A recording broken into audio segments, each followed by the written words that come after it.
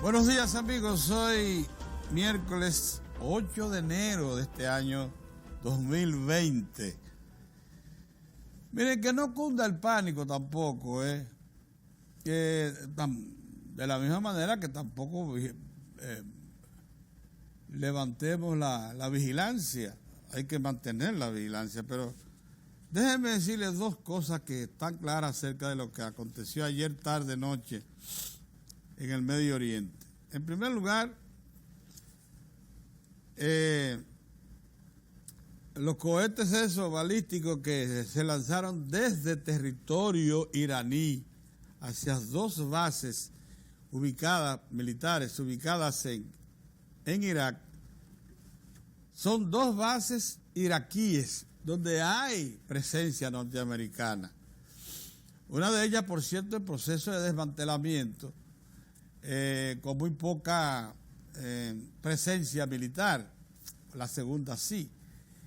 Primera cosa. Segunda cosa, yo no sé si se repara en una situación que ya los analistas internacionales comienzan a ver clara. El ataque a Soleimani, el jefe de las milicias escogidas del gobierno iraní, fue en territorio iraquí, no en su territorio, o sea, no hubo ahí violación de soberanía. Fue en territorio iraní y los atacantes muy probablemente utilizaron la excusa de que en ese momento se estaba produciendo en Irak una acción violenta contra la representación diplomática norteamericana. De la misma manera, si era a fuerzas norteamericanas las que perseguían esos cohetes que envió Irán ayer, bueno que se sepa que no es en territorio norteamericano, ni siquiera en bases norteamericanas, es en bases iraquíes donde hay apostados norteamericanos. O sea, fíjense ustedes, como en ambas acciones militares se cuida mucho aquello de la soberanía. Es cierto, la Asociación de Pilotos, por ejemplo, internacionales, ha advertido, principalmente la de líneas aéreas norteamericanas, que tengan cuidado en volar por el Golfo Pérsico aviones comerciales, por aquello de que nadie quita que se decida una agresión contra uno de esos aparatos y vayan a perderse cantidades enormes de vidas. Esta madrugada, hoy en la mañana, pero de madrugada, en Irán, despegando de uno de los aeropuertos iraníes, un Boeing se vino al suelo con más de 160 ocupantes. Había de varias nacionalidades iraníes, la mayoría, pero también era un vuelo que iba de Irán a una de las antiguas repúblicas soviéticas, y se perdió ahí a personas de varias nacionalidades, incluidas británicas y de otras nacionalidades. Eso fue esta madrugada.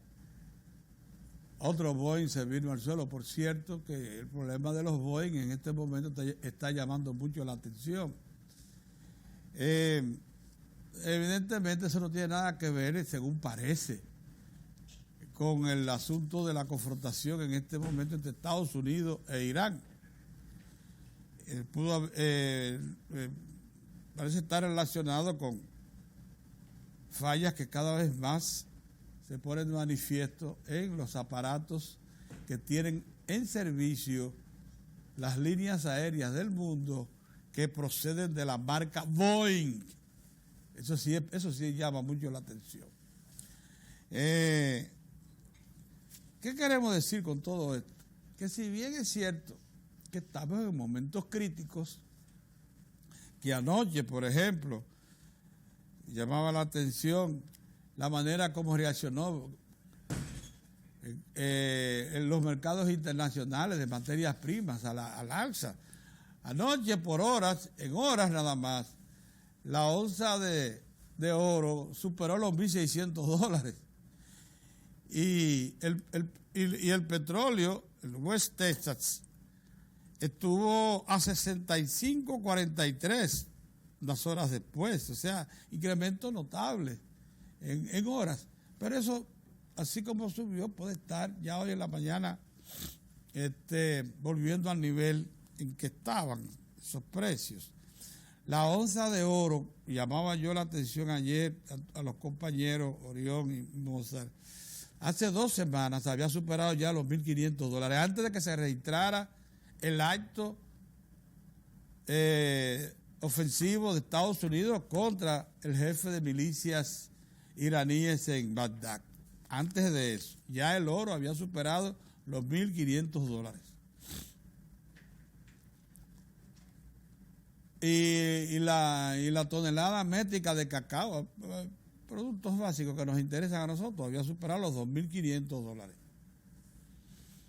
Y el azúcar estaba cercano a los 14 centavos de dólar la libra. O sea, había pasado de 11.5, 12 a 14, 13.80, 13.90. O sea, estaba hablando antes de. Claro, estos eventos incrementan aún más los precios de esas materias primas básicas porque como se ha establecido, significan, en el caso del oro, un refugio para los inversionistas. Así es que creemos que sí, que hay tensión en el ambiente, pero que no estamos al borde de una tercera guerra mundial. Un momentito, agarremos la cosa con más pragmatismo, con más realismo. Está una situación delicada. Hay quienes están insuflando que la cosa llegue más lejos.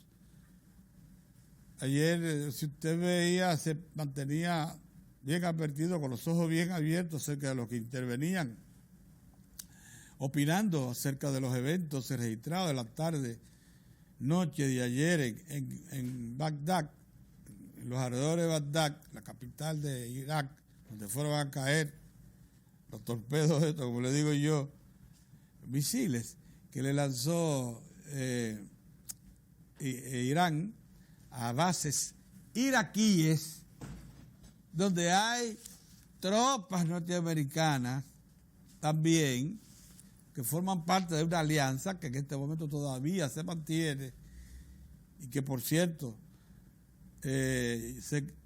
por algún momento se creyó que se iba a deshacer por vía de una carta que puso a circular el Ministerio de Defensa en las estructuras de poder iraquíes, en la que le anunciaba que Estados Unidos se retiraba, cosa que fue recogida por el Ministerio de Defensa de los Estados Unidos y el gobierno mismo, los voceros oficiales del gobierno de Trump, cosa inaudita. Todo eso pone en manifiesto que en efecto parece haber una corriente en el gobierno de los Estados Unidos que procura separarse ya de su presencia militar en Irak. Así como lo hicieron, ustedes saben, casi totalmente en Siria. Y en una zona en la que habían prometido estar por mucho tiempo. O sea, hay que analizar todos estos eventos con un granito de sal, todo lo que nos dicen. Ayer veíamos, por ejemplo, en la cadena CNN a reporteros ubicados en Israel diciendo que estábamos al borde de un conflicto bien extendido. Bueno, es que a Israel le gustaría resolver ya el problema que significa su vecino Irán. Porque para ellos es una constante amenaza, es una nación que ya adquirió poder nuclear. en sus orígenes. No es que sea tampoco una potencia nuclear, pero ya tiene poder nuclear. Ya puede alcanzar territorio israelí con este tipo de misiles. Si lo cargasen con carga atómica. Lo de ayer que se tiraron a las dos bases famosas de Irak eran misiles con carga tradicional, incluso sin dirección escogida, sino a la zona. No había objetivos específicos dentro de las dos bases. Así que mantengamos las cosas todavía en esos planos, no alarmemos la nota más de lo debido para que entonces no caigamos en la histeria. Hay que controlarse un poco en estos momentos. Miren, a mí me gustó mucho una reunión que sostuvo el presidente de la República ayer con todo el subsector eléctrico oficial. Pero claro, el presidente, según se reporta, le solicitó a los directivos de la Corporación Dominicana de Empresas Eléctricas del Estado, a los directivos de las 3 distribuidoras, de norte, de sur y de este, a los directivos de la Superintendencia General de Electricidad, los que manejan el servicio, eléctrico nacional interconectado, a todos ellos, que él quería saber cuál es la repercusión de la central termoeléctrica Punta Catalina en el sistema eléctrico dominicano, que lo quería saber en todos sus detalles. Y sinceramente, yo quería esa reunión, lo digo con toda honestidad, porque también estaban los representantes del Ministerio de Hacienda, que como ustedes saben ha cargado pesado con los reclamos que le hace el Poder Ejecutivo de que busque los recursos para financiar Punta Catalina. Punta Catalina fue hecha y pagada. Hecha y pagada. Es más, con un sobreprecio.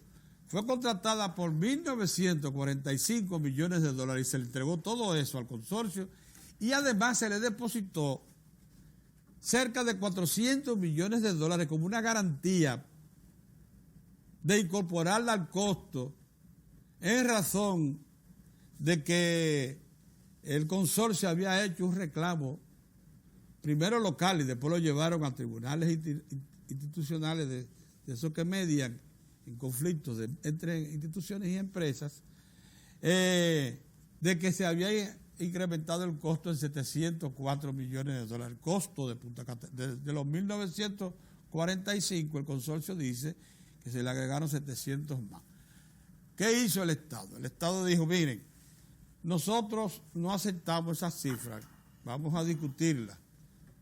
Le vamos a poner, le vamos a incrementar al costo de esto 400 millones de dólares para llevarlo a 1.350, 1.360. Pero eso es a condición de que cuando se defina el arbitraje que ya está en manos de instituciones internacionales ubicadas en los Estados Unidos, específicamente en Nueva York, ese dinero se aplique a la decisión, a favor o en contra.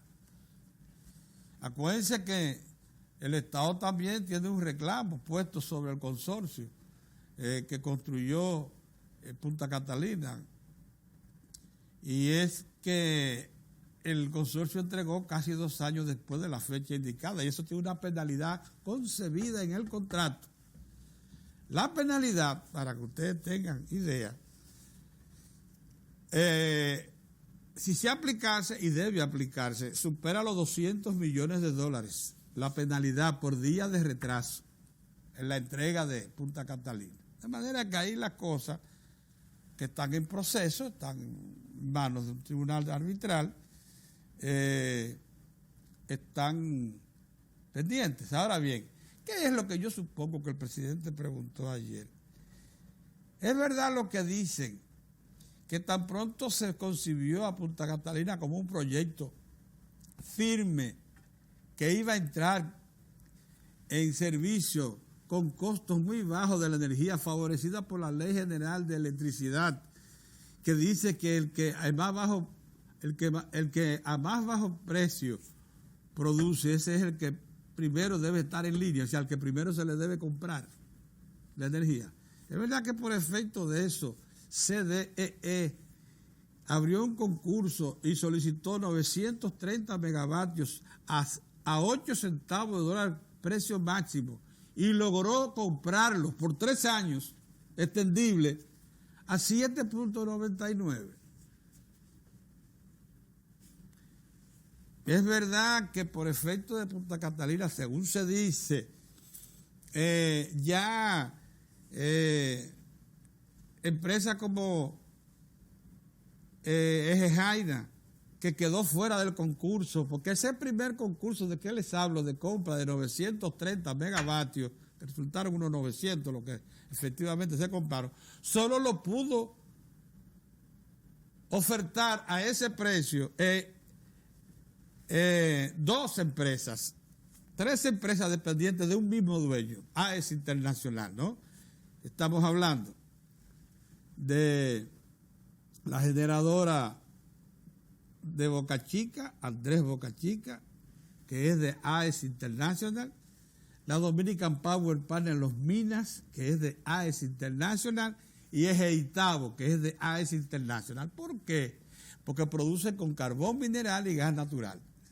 Y ganaron y ofertaron 7.99 centavos, 1 centavo menos que una décima menos que los 8 centavos que puso como límite CDE. Se quedó fuera Eje Jaina, se quedaron fuera 10 a 12 generadores privados que en este momento suplen energía a las 3 distribuidoras. ¿Qué ustedes creen que pasó a partir de ese momento? Que se pusieron la pila. Por ejemplo, Cogentrix, que produce 300 megavatios con gasoil, que tiene un contrato que vence en el 2021, que le estará garantizado por el Estado a un precio. El Estado tiene que comprar al precio que ellos digan, según el costo de una fórmula que ellos tienen de cálculo que es parte del precio a que compren el gasoil a usted para garantizarle un beneficio. Cogentrix, que había firmado 4 contratos para construir un gasoducto que le llevara el gas natural de Andrés Boca Chica a San Pedro de Macorís, donde está Cogentrix, desde el 2001, y que nunca había cumplido con ninguno de los 4, ya está contratando, ya va a recibir en unos meses nada más gas natural en sus 300 megavatios. Pero lo mismo hizo Eje Jaina, que aprovechando que Barrigol contrató con AES un gasoducto que va de 50 kilómetros de extensión, que va de Boca Chica a San Pedro de Macorís, a la boca misma de una planta que se llama Quisqueya 1, que es de Barrigol y de Gold Corso asociada. Esa se alimenta con gas natural ahora, se va a alimentar próximas meses con gas natural. Ahora procesa Bunker C. Eje Jaina tiene al lado de esa una segunda unidad que se llama Quisqueya 2. Esa del mismo tamaño, misma dimensión, misma estructura que Quisqueya 1. Esa se va a alimentar también. Se va a aprovechar de que el gas va a estar en la puerta suya. Entonces va a procesar gas natural en vez de Bunker C. Y es previsible que se haga lo mismo con Sultana del Este, que está a 1 kilómetro de distancia de ahí en línea recta. El que procesa, que son 150 megavatios. Quisqueya 1 son 230 megavatios. Quisqueya 2 son 230 megavatios más. Entre esas dos hay 460 megavatios. Y si usted le agrega la que está al frente, apenas un centenar de metros al frente, que es Cogentrix, ahí, que son 300 megavatios. Usted tiene ahí 760 megavatios que van a producir con gas natural, que es casi la mitad del gasoil, al precio de hoy, el precio del gas natural. con respecto al gasoil, y mucho más bajo también que el búnker sí. Este es un país que está dando un brinco extraordinario y todo eso lo ha provocado Punta Catalina. Todo. Porque era muy fácil cruzarse de brazos y no hacer inversiones, como lo hizo Coyentri, como lo hizo Gejaina, que pudo haber hecho, porque sus motores en serie, que están en Quisqueya 1 y Quisqueya 2, están preparados para con poca inversión pasar a procesar gas natural. Poquito más de inversión hay que hacer en las 3 turbogas que tiene Coyentri. Hay que cambiar quemadores y hacer pequeñas. Se dice que unos $6 millones en plantas que producen 300 megavatios son una ciquita de colico, por decimos nosotros, una insignificancia. Que por cierto quería que la afrontara CDE, y que era una carga grande. Pero ya, sabiendo lo que estaba pasando, Coyentri convirtió toda su planta generadora en Punta Cana, Macao, la convirtió a gas natural. ¿Y sabe lo que estaba haciendo? Transportando gas natural desde Andrés Boca Chica hasta su planta allá en Punta Cana, Macao, para procesar gas natural. Ahí hay más de 100 megavatios.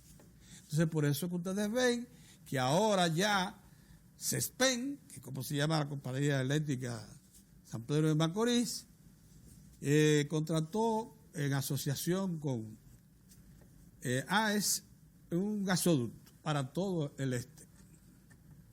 Gasoducto que por iniciativa de negocio, por cierto, muy oportuna, con una visión empresarial que tiene que ver con el desarrollo, sin duda alguna, del señor Rolando González Bunter. Ya hay un gasoducto en construcción hasta San Pedro de Macorís, y de ahí hasta el fondo del este, allá hasta Punta Cana, Macao, hasta la costa. Ya la Este se declara independiente, porque ese gasoducto incluso va a poder suplir a los hoteles de alta demanda de GLP, va a suplantar GLP por gasoil, por gas natural, y las zonas francas también. Eso fue lo que se anunció al momento de que se constituyó el gasoducto del Este. Esos son los efectos de Punta Catalina. Y hasta que Punta Catalina no cumpla otros objetivos que tiene por delante, ¿saben cuál es? Uno que había declarado el propio Ministerio de la Presidencia. Y es que a Punta Catalina le corresponde influir en el establecimiento por primera vez de una tarifa técnica. La tarifa técnica es la que en base a los combustibles que sirven de origen para la producción eléctrica, la que en base a la estructura de transmisión y distribución de energía permite predecir el valor de la energía en un periodo más o menos corto o de mediano plazo.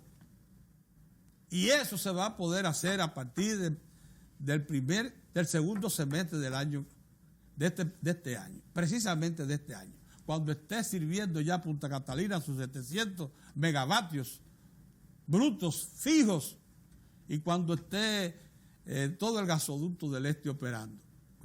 La primera fase del gasoducto del Este está en punto final, prácticamente tirada está toda la tubería. Ahora mismo lo que están instalando es el sistema de válvulas y conexiones finales. En unas cuantas semanas el gasoducto del Este, que va desde Andrés hasta San Pedro, estará en servicio. Y se inició de inmediato, eso se sabe ya, la construcción de la extensión desde San Pedro de Macorís hasta el fondo, hasta Punta Cana, hasta la costa, hasta allá, hasta el fondo de la provincia de Altagracia. Eso es lo que ha provocado Punta Catalina. Y hasta que no termine de dar esos servicios, no se puede hablar aquí de transferencia de propiedad de Punta Catalina. Creo yo, el buen juicio aconseja. Esas informaciones que procuró el presidente, no dudo yo que estén en ese propósito de dar un paso mucho más en firme, mucho más definido, porque lo que se espera que cause esta planta, que dijimos aquí delante de un importante técnico, vale lo que diga el Estado en este momento, en razón de la oportunidad, de lo que se llama costo de oportunidad, en razón de que llegó el momento en que más se la necesitaba, de que puede impactar considerablemente la normalización del servicio eléctrico y algo más importante que eso, en su predictibilidad. Así que me gustó esa reunión de ayer para que las cosas se pongan claras y para que incluso se corresponda con una preocupación legítima que hay. Si el pueblo pagó Punta Catalina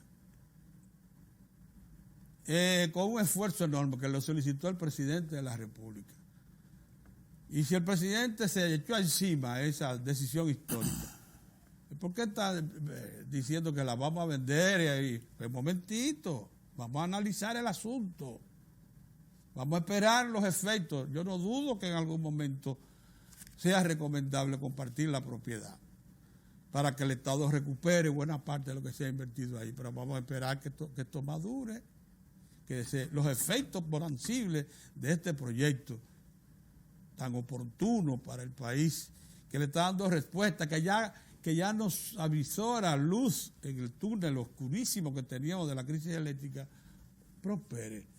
Buenos días, Mozart. Buenos días, Pedro. Se reinicia el béisbol esta noche.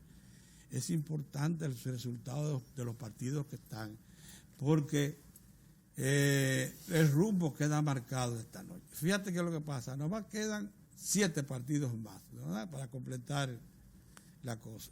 La diferencia de los 4 equipos que compiten con respecto a los otros 2 es de 3. Los que pierdan hoy, si están entre los que están a 3, díganle bye bye. Ahora, si ganan los que están a 3 y se ponen a 2, de los que están a 2, la cosa se aprieta. Pero el de hoy es una fecha importante, casi decisoria en estos asuntos, porque no más faltan 7 partidos. Pues. Se ponen a 2 y la cosa se aprieta. Sí. Bájale un chin. Se pone un poquito sí, menos difícil para los que están sí, es verdad, casi fuera. Sí. Menos difícil. Él le da oportunidad todavía. Pero no que aprieta. Bueno, pero esa es otra cosa. Pues ya vamos avanzando. Tendrían que seguir ganando y perdiendo lo fuerte. Sí, así es. Esa es la situación. Pero si fuera así. Sí, con esos toros y tan duros. Y yo te dije a ti, Mozart, cuando esos Bonifacio entraron, te dije, la cosa va a cambiar. Sí. Pero tú sabes que yo le dije a mi amigo Manuel Frontán, sí, que es un escogidista a muerte.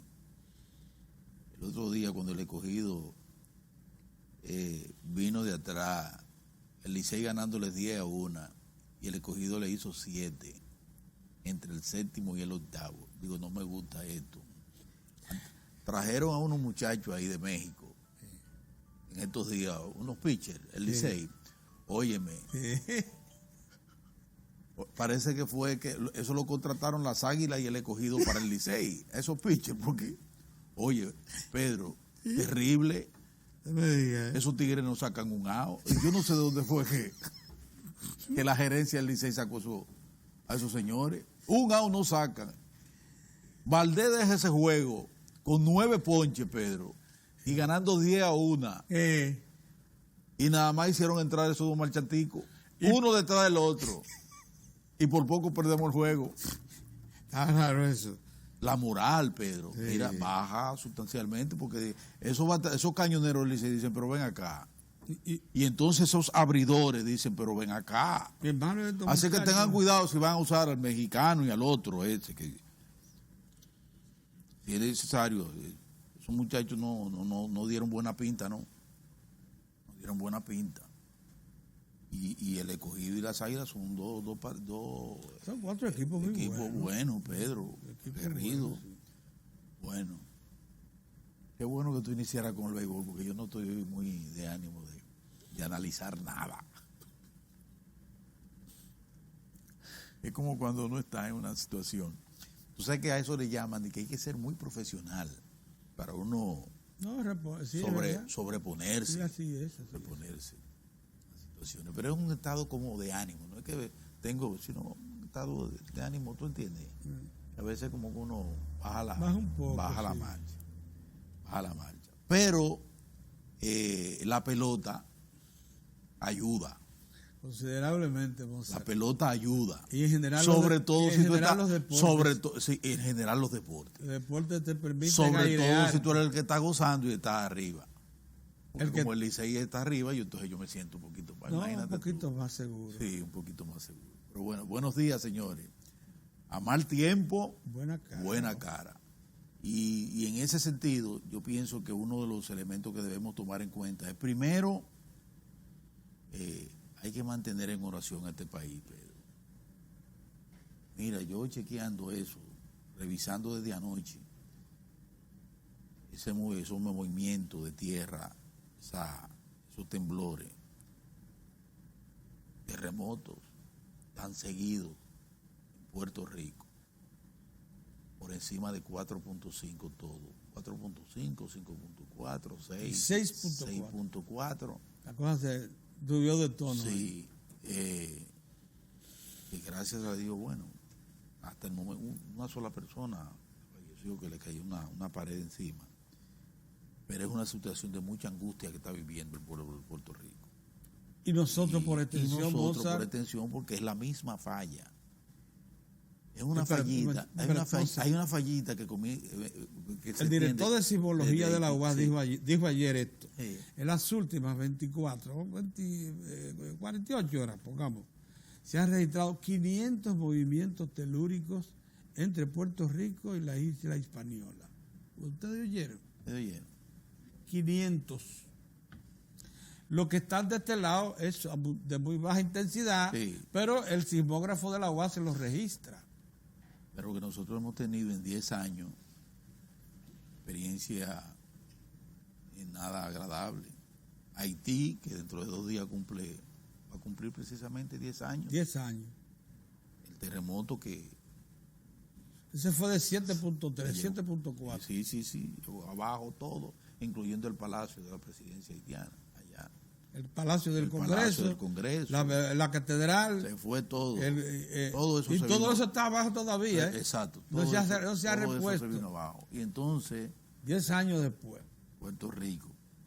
Pienso que en momentos así como estos hay que retomar desde el liderazgo desde el gobierno, desde las instituciones, tal y como lo está haciendo, como lo ha hecho precisamente el Instituto de Sismología de la UAS, que ha dado la voz de alerta, un llamado de atención. No es para que uno no es para crear pánico, sino es para tomar medidas precautorias. Una cosa buena, Mozart, los movimientos duros de la isla se han registrado en el extremo norte de la isla de Puerto Rico. Sí. San Juan está intocado prácticamente, al punto de que ayer ya las autoridades, por ejemplo, que tienen que ver con la próxima Serie del Caribe que se va a celebrar allá, dijeron, San Juan está intocado. Exacto, o sea que la Serie del Caribe va. Ratificaron que la Serie del Caribe, los escenarios para la Serie del Caribe están intocados hasta el momento. Hasta el momento, exactamente. Bueno. La única falla que tiene la Serie del Caribe es que Cuba no va a participar. Pero tú sabes que los cubanos dijeron que es un buen acusaron al presidente de la Confederación, que es el dominicano Puello Herrera, de haberse comportado frágil con respecto a al Departamento de Estado de los Estados Unidos y que los excluyó por presión norteamericana. Esas sí son cosas. Yo cuando se toca el deporte... Es verdad, eso hay que mantenerlo fuera, hombre, es verdad. Pero ¿por qué no dejar fuera ese tipo sí, hombre. Sí, hombre. Un espectáculo tan importante, que une tanto a los pueblos, pero sí hay algo que armoniza, que pone a los pueblos a interactuar. ¿Cuál es el problema que Cuba participe? Pero ¿cuál es el problema, hombre? No, hombre, no, sí, hasta ahí tampoco. Pero bueno, el asunto es que ojalá que por acá estemos, de la misma manera que el presidente de la República tuvo ayer una magnífica reunión, Pedro, esa la de con el subsector eléctrico. De esa misma manera, pues nos pongamos si no en alerta, por lo menos tomando las decisiones que tengamos que tomar, las revisiones que haya que hacer. Tengo entendido que aquí hay una comisión que fue creada precisamente para darle seguimiento a todo este tipo de eventos, que se inició un proceso amplio en el país de revisión de la infraestructura estatal, básicamente las escuelas, los hospitales. Ustedes saben que nosotros hemos tenido una formidable proceso de desarrollo de infraestructura a nivel nacional, escolar. Nosotros tenemos escuelas en los lugares más recónditos del país, unas que han sido incluso construidas en lugares inapropiados y han tenido que ser reevaluadas, reforzadas o cambiadas de ahí para otro lugar. Eso se ha hecho como parte de ese proceso de revisión. Y por otro lado tenemos también, de la misma manera, un amplio proceso de construcción y reconstrucción de hospitales, de centros de salud.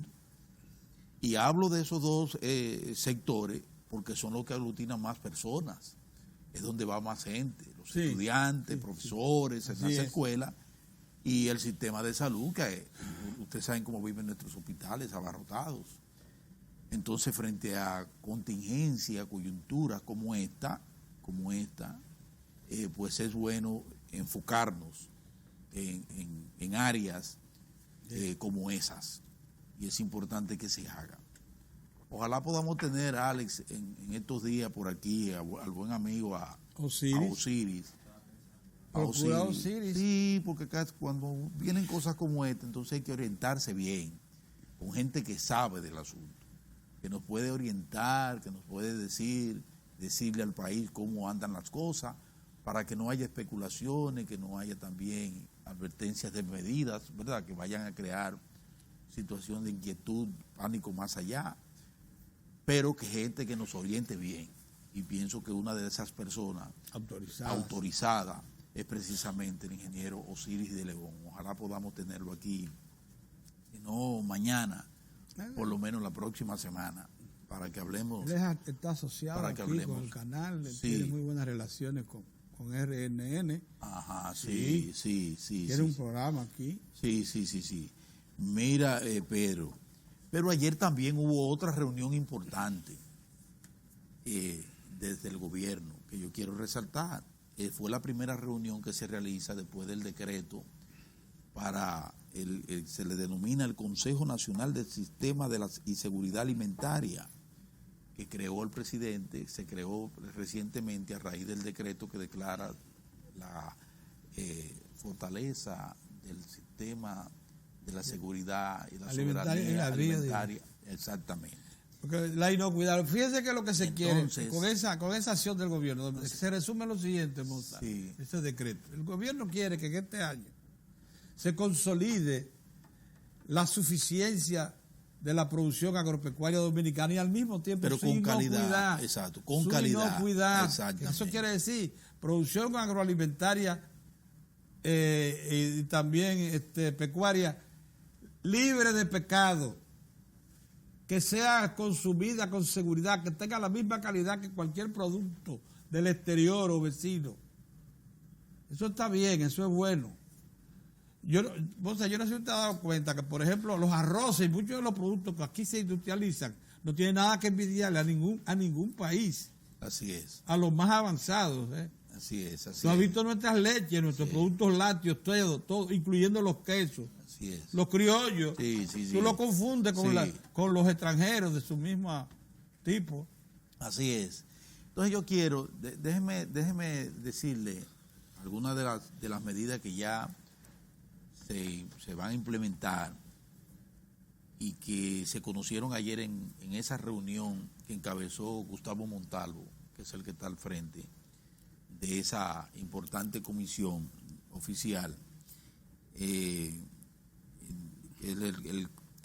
Consejo Nacional de la Soberanía y Seguridad Alimentaria. Un caso, ustedes saben que en estos días tuvimos incluso tenemos un problema con el asunto del pollo, que dicen las autoridades de salud pública que hubo un descuido con el asunto de la vacunación.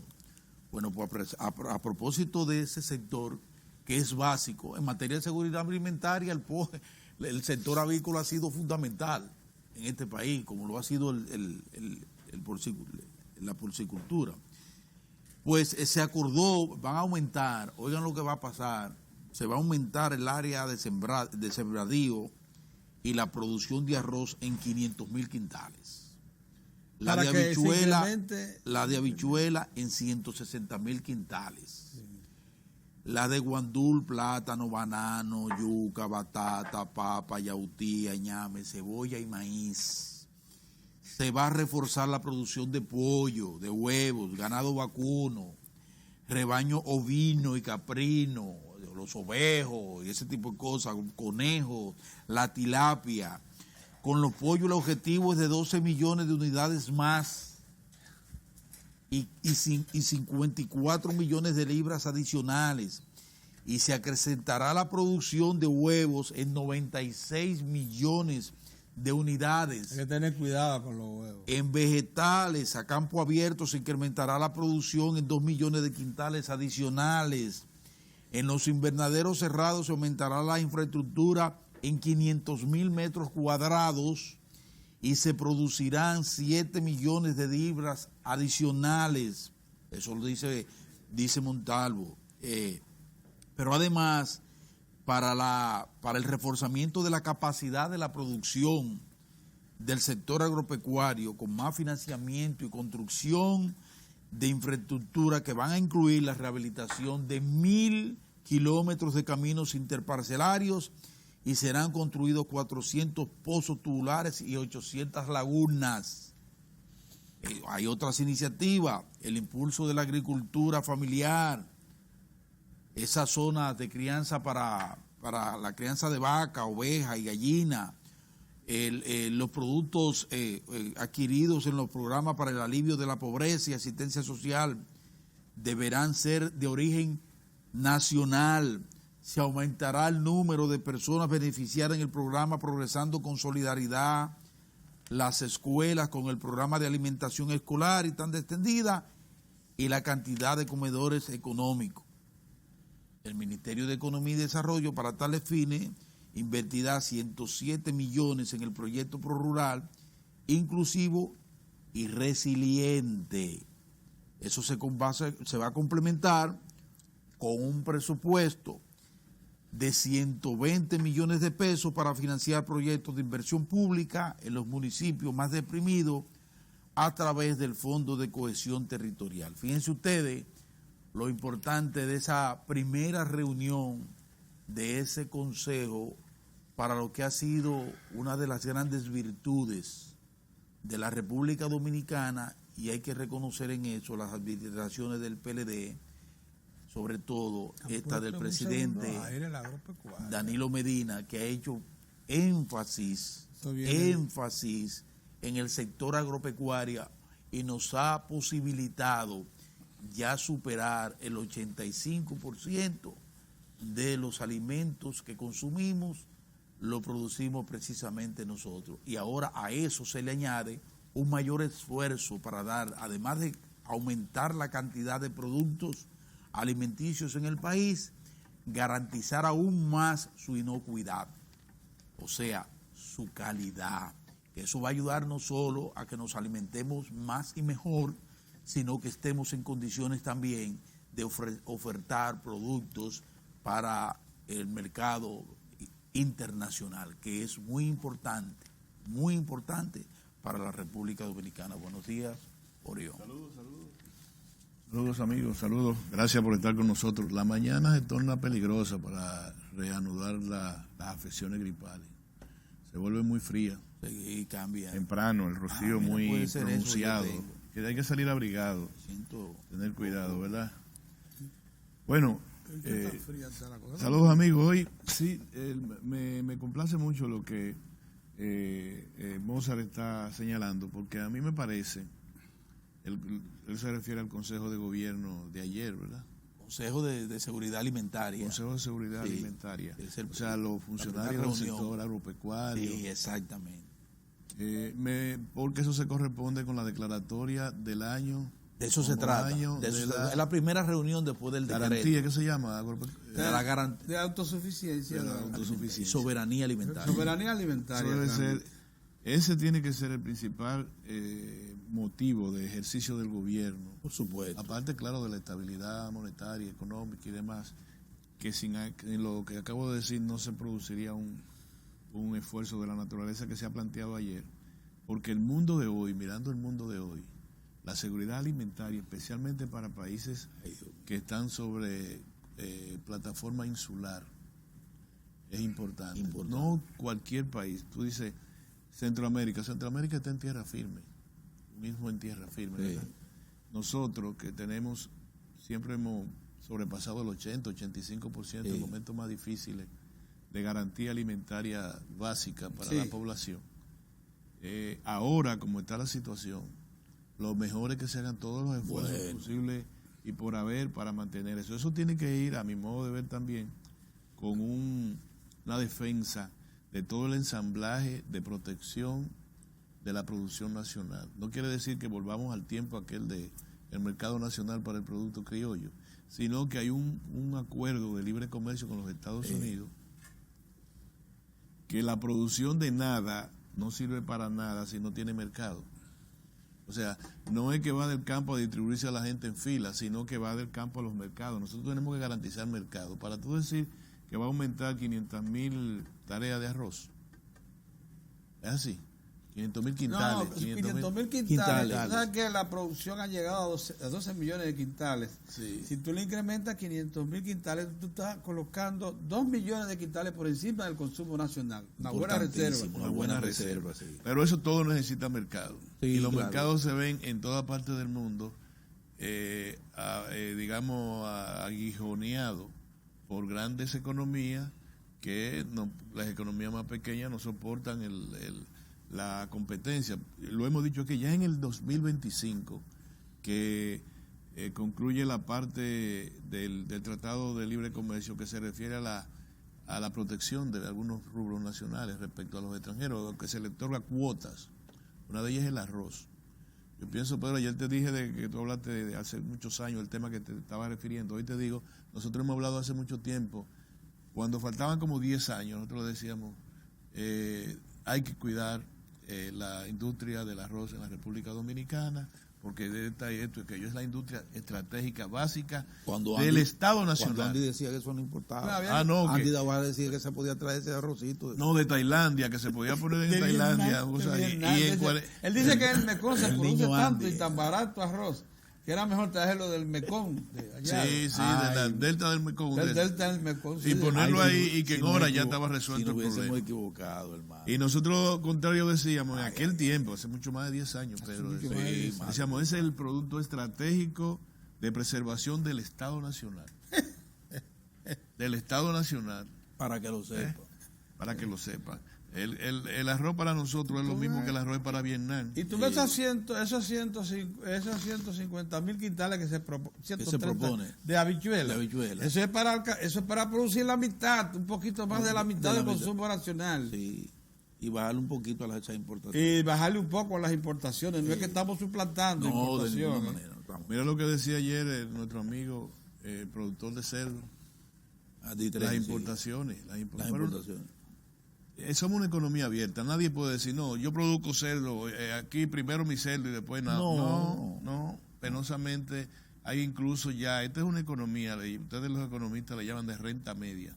Es decir, es una economía que por su nivel ya se puede seleccionar. No somos de sobrevivencia. No somos de economía. Acceso a crédito concesionario. Ya no tenemos acceso. Eso me lo dijo el embajador de Japón. Sí, usted no califica. Para nosotros poder darle a ustedes algún tipo de ese tipo de ayuda. De ayuda de esa naturaleza, se requiere que hagan una alianza con Haití, algún proyecto de esos fronterizos. Y lo mismo dice la Unión Europea. Todos los proyectos que hay de los MEI, de todo, están en la frontera vinculados. El Vinto sacó un tratamiento especial que había. Entonces, nosotros decimos, hay gente que o sea, hay mercado para un producto de arroz de mejor calidad, que sea un arroz cuadrado, que venga de donde sea. Bueno, el que lo quiera comer. Por ejemplo, uno se siente como extraño. ¿Y por qué en los supermercados hay en los estantes leche de cabra australiana? ¿No? Y aquí peleando la industria lechera. Bueno, porque es así, porque por alguna razón hay un mercado que puede solicitar leche de cabra australiana y hay que traerla. Y hay que traérsela. Es decir, somos una economía abierta, así mismo como lo que pasa es que tiene que combinarse. Ahí vi que el ministro de Exteriores firmó un acuerdo con Adoexpo. ¿Tú sabes cuánto hace? Hace 10 años más atrás de cuando tú y yo hablamos del arroz, estábamos hablando de que para que las exportaciones dominicanas tuvieran un sustento de crecimiento, se requería que todos los cónsules fueran entrenados como vendedores y promotores de la República Dominicana. Todavía hoy estamos firmando. Todavía estamos firmando. Y cuando yo estaba en CEDOPE hace 25 años, ese era el propósito original. Hicimos todo el esfuerzo. Ese era el propósito original de CEDOPE. Pero entonces teníamos el problema de que los embajadores y cónsules estaban en otra cosa. Y además contra ese proyecto, porque lo ponían a trabajar. Y le daban cuotas de trabajo. Entonces nosotros teníamos problemas, por ejemplo, en el mercado de Costa Rica queríamos ingresar al ron dominicano, no se podía, porque no teníamos estructura para penetrar al mercado, fundamentalmente con esos mercados que tenían trabas no arancelarias. Por ejemplo, tú sabes, ese producto para la higiene de la mujer, muy famoso aquí, dominicano, se intentó ingresar en Centroamérica, no. La etiqueta verde no corresponde con el propósito del producto, que es la higiene de la mujer. Tiene que ser el envase y la etiqueta rosado. Oye, qué vaina, ¿por qué no se ingresaba eso? Para que tú veas, eso se llama obstáculos no arancelarios que te ponen. No es por aduana, que eran altísimos los ¿cómo le llaman en aduana? Los aranceles. Sino que también te ponían otros obstáculos. Al ron le ponían obstáculos, al ron. Sí. Cuando Centroamérica estaba promoviendo sus rones. Y lo estaba promoviendo muy organizadamente. Entonces nosotros no. Ahora, con la apertura global del mercado, pues hemos logrado penetrar en... y también ya la Asociación de Productores de Ron de República Dominicana constituyeron ya una marca de origen ya de República Dominicana, ya está registrada en los mercados internacionales. Es un producto industrial. Con marca de origen, el ron dominicano. Industrial y se puede definir también como agroindustrial. Entonces, quería hacer una... No, pero lo otro te iba a decir, el mango dominicano. Sí. Cuando tú quieres ingresar mango, por ejemplo, a los Estados Unidos, te dicen, no, el mango vanilejo, que era que se quería hacer como marca nacional, no, tiene que hervirlo durante 15 minutos para que pueda ingresar. El mango se quedó así arrugado, sí. Imposible. Entonces, otro tipo de mango, de lo grande, era que se podía hacer. Ese incluso se tira 15 días de viaje a Europa y llega sin problema porque lo bañan y llega más o menos listo para consumo y no se daña. Entonces, ese planteamiento que se hizo en el Palacio Nacional, ese anuncio, a mí me parece muy oportuno, ni siquiera porque se haga en lo inmediato, sino que sean políticas de lucha contra la pobreza, como dijo el presidente. ¿Tú sabes cuál es la base de este programa desde que iniciamos, Pedro? Es justamente la redistribución del ingreso. La única manera de redistribuir el ingreso, sea quien sea que lo tenga que hacer desde el gobierno, tiene que ser lo que está haciendo el gobierno del presidente Danilo Medina. Redistribuir el ingreso. Redistribuir el ingreso quiere decir, yo vi en el canal donde una vez Pedro estaba, ellos pasan los videos sobre las visitas sorpresas. Me pareció uno muy digamos, muy ejemplar. El presidente lo presentan a la gente, el presidente le dice, ¿ustedes están dispuestos a pagar el préstamo que ustedes están pidiendo? Presidente, estamos dispuestos. Ese dinero no es de nosotros, etcétera. Pero le dice, son 24 millones para promover la producción de cacao y de café y de aguacate y promover la reforestación de la montaña de la zona donde se estaba hablando. Pero el Estado le va a proporcionar de los 24 millones, 9 millones. Nosotros están pagando. El camión que va a transportar al mercado y la puesta en el mercado va a tener la asistencia del IAD, de tal cosa, porque también hay que hablar de los mercados, no solamente que tú produzcas, qué tú haces con la producción. Entonces, eso se llama redistribuir el ingreso, porque detrás del FEDA, acuérdate que el FEDA tiene recursos del presupuesto nacional para incentivar la agropecuaria a través del financiamiento de la producción. Entonces, el presidente tiene atrás el IAD, el Banco Agrícola, el FEDA. Es decir, no se trata de una visita sorpresa, sino se trata de un esfuerzo combinado del Estado para redistribuir ingresos. ¿En qué? ¿Le van a la Mozart que tiene su revolcadero de burro? No.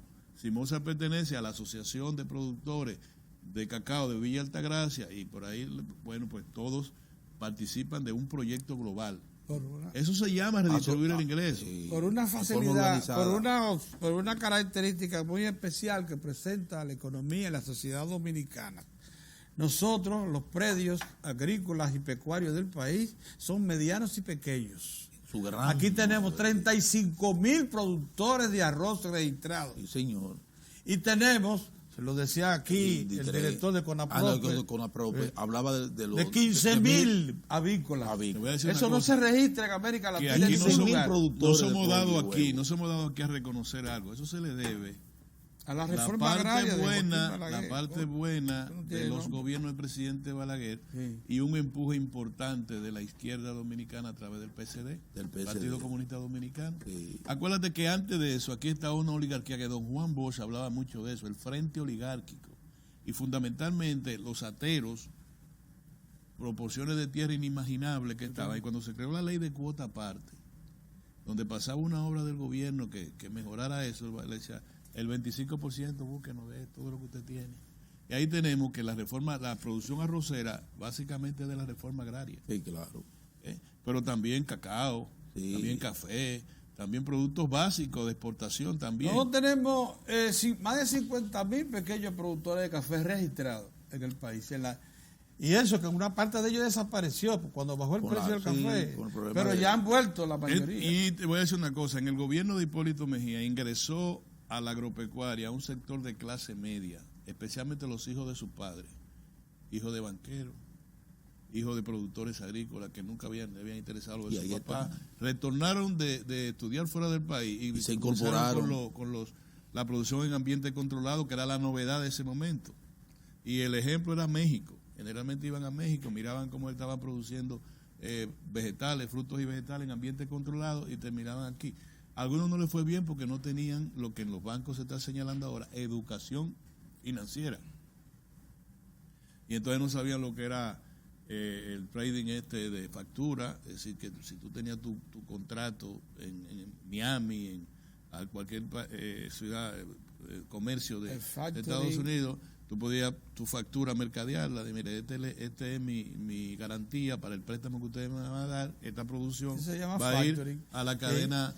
a la cadena de supermercados que estamos. Ahora estamos aprendiendo, pero a eso siempre hay que alentar. ¿Cuál es la importancia que tiene lo que acaba de señalar Mozart? La importancia es que alienta una estrategia de Estado, de política, de redistribución de ingresos, de garantía de la estabilidad política también del país, y social. Es que la gente tiene que entender eso.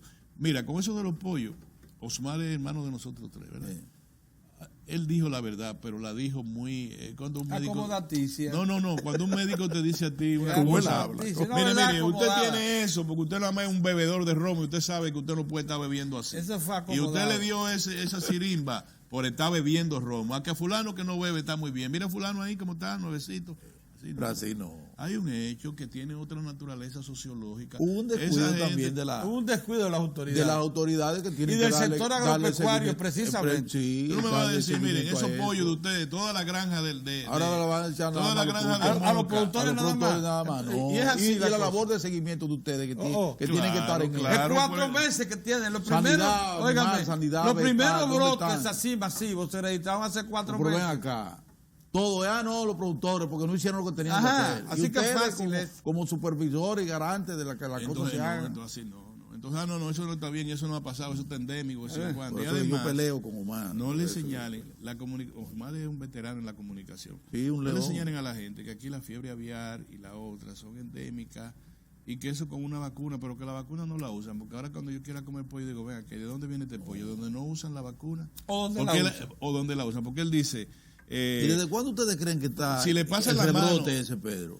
Mira, ese brote, oye lo que ha pasado. No, el brote viene desde tiempo, pero ahora ese rebrote. Comenzó en Peravia. ¿Y qué hicieron las autoridades? ¿Y por qué las autoridades en ese momento no intervinieron? Pero en un momentito. Y ya cruzó la parte central y fue a Espaillat. Sí. Donde están los grandes, la grande granja. No lo sabían. Un momentito. Entonces dice, los que están enfermos, los pollos hay que eliminarlos, ¿sí? Entonces el Estado, cuando se produce... Y no son 20,000, son cerca de 200,000 los que se han liquidado, para que estemos claros. Está bien, yo no vine a acabar con nuestro amigo. Yo veo que ustedes como que tenían algo ahí. Yo vengo a decirle que así no se dicen nosotros las estamos cosas. ponderando eso. Como buena noticia a mí me regocija. Pero que tampoco quiera meter un ladrillo por debajo de la mesa. Mozart decía algo, yo le decía, la expresión del presidente, hay que seguir combatiendo la pobreza. A mí me parece que es importante, porque los electores en las próximas elecciones, es que vamos a tener que decirle a los partidos políticos cuál es la calidad del discurso que queremos. No es que vengan a decirnos el santo y todo, no, un momentito, ¿qué es lo que ustedes van a hacer? Claro. ¿Qué es lo que van a hacer? Entonces, no lo estoy diciendo, fíjense, ni siquiera porque lo dijo el presidente Danilo Medina, dije hace más de 10 años que nosotros estamos de acuerdo con la línea de que hay que redistribuir el ingreso desde el Estado. Y hemos dicho, ¿por qué a nosotros nos importa tanto hablar de reforma fiscal? Bueno, porque el Estado no tiene más nada que distribuir, es como en tu casa. Papá, necesitamos tal cosa. Espérate, que no tengo los cuartos, no puedo dar lo que no tengo. Eso pasa. Lo primero que hablamos aquí, que no economistas, de que la presión tributaria en la República Dominicana era la segunda menor de toda América Latina, fuimos nosotros. Y señalamos cuál era el promedio de presión tributaria, es decir, de ingreso en proporción al Producto Interno Bruto, de ingreso fiscal en proporción al Producto Interno Bruto. Fuimos nosotros que dijimos eso. Entonces, qué bueno que nos dan la oportunidad a este programa de rescatar todo su andamiaje ideológico, que es lo que nosotros pretendemos. ¿Por qué venimos aquí a hablar tan temprano?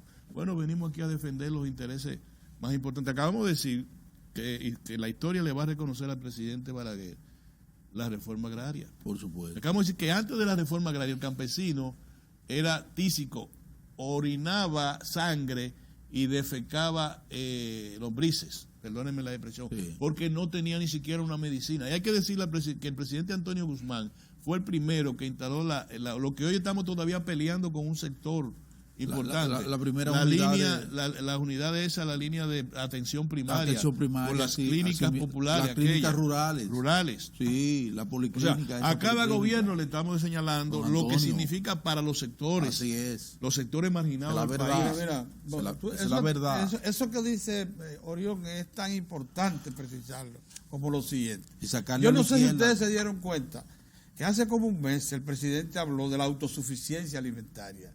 Aquí nosotros dijimos, presidente, tenga cuidado, que la autosuficiencia no es posible. No es posible porque si tú importas 1 millón de toneladas métricas de maíz para alimentar a toda la población avícola del país y pecuaria, si tú importas 450,000 toneladas métricas de habichuelas, 450,000 quintales de habichuelas y 600,000 toneladas métricas de soya, y 300,000 toneladas métricas de trigo. Sí. Yo quisiera saber cómo tú vas a poder suplantar todo eso. Tú siembras la isla de maíz y no produce 1 millón de toneladas métricas de maíz. Sí, pero el maíz ahí tiene soya. Entonces, el presidente cambió. ¿Y sabe lo que se habló ahora? De seguridad alimentaria. Es que se dio cuenta perfectamente de que eso que se hacía anoche. Eso se llama responder con pragmatismo, con pragmatismo. Y responsabilidad. Porque ahí en la isla soya, ya no hablemos de autosuficiencia, hablemos de seguridad, de lo que tenemos. Pedro, pero de ahí lo que tenemos. El discurso ahí, tú tienes razón, pero cuando se habla de maíz, soya, sorgo, se habla como trigo, se habla como materia prima. Eso es materia prima, sí, claro. O sea, por eso que también hay que decir es seguridad. No es que vamos a producir maíz para materia prima, no, importaremos de todo. Porque vamos a garantizar que se siga produciendo. Que haya una convertibilidad, que sea económicamente rentable para el país. Por ejemplo, la palma africana, como lo estamos haciendo. La palma africana es una materia prima para la producción de grasa. Disminuir las importaciones de grasa comestible, se llenó todo Monte Plata de... Y todavía se importa soya para producir la otra parte de aceite. Eso es ir hacia la seguridad seguridad alimentaria, no hacia la autosuficiencia alimentaria, que no es posible. Eso no es posible. Porque, entonces, en ese aspecto... Estamos hablando de lo cierto ya. Nosotros saludamos el consejo de ayer, ¿cómo se llama? De la seguridad alimentaria. El consejo de la seguridad alimentaria. La saludamos porque redobla y están con nosotros en los esfuerzos que hemos hecho mediáticos para que el país entienda eso. Y aprovechamos la ocasión para decir que otros gobiernos, el de Antonio Guzmán en materia de salud para la gente pobre, el del presidente Balaguer en materia de redistribución de la tierra, lo hicieron importante. Y en el aspecto de la superestructura jurídico-política, debemos decir que el precursor es el presidente Fernández, con los oleajes de reforma judicial y demás en 1996. No, y lo mismo o sea, cada gobierno... Señora, acuérdense que cuando el PLD retoma el poder en agosto del 2004, ese año importamos arroz y hasta plátano de Centroamérica. Sí. Para completar. Cada gobierno se recuerda... ¿Por qué van a recordar al presidente Danilo Medina? A mí me parece que por lo que estamos hablando nosotros. Danilo Medina es el presidente más cercano, y yo no sé si ustedes me están diciendo bocina o lo que ustedes quieran, pero yo lo entiendo como el presidente más cercano a ese planteamiento que estamos haciendo, redistribución del ingreso. Que nosotros queríamos que fuera socialismo, y nosotros nos luchamos la mitad de nuestra vida para que se instalara aquí el socialismo, entendiendo que era que la gente del otro lado de la verja de la miseria, una expresión que acuñé yo, tuviesen la justicia social que requerimos. Nosotros pudimos habernos hecho agrónomos, una cosa de eso, y vivir nuestra vida, porque estábamos en la universidad. Nosotros somos nosotros tres, de esa población bajo pequeña burguesa y marginada total, que pudo acceder a la universidad pública y a universidades privadas, en el caso mío. Entonces, ¿por qué? Pues la conciencia política nos obligó a nosotros tres a estar en instituciones de carácter política con idea de trascendente, de cambiar todo el status quo de la República Dominicana. Así es. Que hoy las canas nos enseñan que las cosas no son como queríamos, se cayó el muro de Berlín, la Revolución Cubana tiene 60 años empantanada, que era, ¿por qué yo no voy a Cuba? Tendría que revisarme completo, Mozart. Si tú vas a Cuba hoy, tú tienes que decir qué fue lo que yo hice desde los 14 años hasta los 40 años. ¿Qué fue lo que hice? Tenemos que dime si no tenemos que ver. Cuando tú vas a la gente todavía, estamos en el periodo especial, estamos en tal cosa. Bueno. Pero tampoco es para que tú... No venga con tu no es eso, no. Es una experiencia... la Revolución Cubana va a ser emblemática. Oye, cuando ahora ganó, no venga tampoco. Cuba el año pasado importó 850,000 toneladas métricas de arroz. Bueno, pero acuérdate del cerco. Cuba tiene va del doble del territorio nuestro. Sí, pero Pedro, sí, acuérdate del cerco. Pedro, no vinimos para eso. No te voy a dejar chance. Y no digan nada de habichuela, no mencioné. Señores, miren. Pero los bien educados que son en los tiempos de nosotros, Mozart. Los saludables que son los cubanos. No hay problema. Mozart, en los tiempos de nosotros. No me haga hablar tampoco. Nosotros decíamos, en el caso, yo estaba un poquito envenenado por eso. ¿Dónde está Julio Ortega? Oye, no, por eso estoy aquí un ratito más. Mira, Pedro y Mozart. La Asociación de Amistad Dominico-Albanesa. Nosotros decíamos que Albania era el único país del mundo autosuficiente. Y además ideológicamente puro. Le negó recibir el arroz de China. Dijo, no queremos su arroz, porque China le entregó el arroz a Pinochet. ¿Tú no te acuerdas? La dignidad, carajo, míralo ahí. El líder Enver Hoxha. Enver Hoxha. Del PCT. Óyeme, cuando cayó Enver Hoxha, Italia tuvo que poner todo su barco alrededor de su espacio marítimo, porque eran los 5 millones de albaneses que iban a salir huyendo para Italia. Claro, eso era toda una falsía. No, tampoco así. Te estoy explicando situaciones. No se le fue la mano en la propaganda. Entonces, ahora... dijo el ministro de Agricultura, el actual, dijo hace 2 meses...